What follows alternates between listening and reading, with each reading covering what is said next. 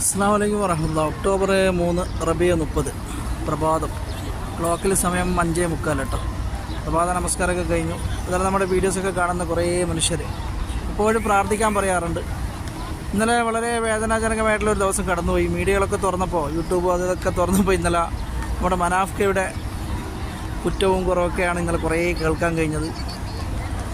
ഏതായാലും സത്യങ്ങൾ എപ്പോഴും മറന്നേക്ക് പുറത്തു വരും. പ്രത്യേകിച്ചിട്ട് മനാഫ്കയുടെ ആ പ്രവർത്തനങ്ങളൊക്കെ നമുക്ക് മനാഫ്കയൊക്കെ കാണുന്നത് മീഡിയകളിൽ കൂടിയാണ്. എന്നാലും അവരുടെ പ്രവർത്തനങ്ങളൊക്കെ നമ്മൾ കണ്ടതാണ് ശിരൂരിൽ. ഇനിയിപ്പോൾ ആരെതിർത്ത് പറഞ്ഞാലും ആ മനസ്സിനെ നമ്മൾ നോവിക്കില്ല.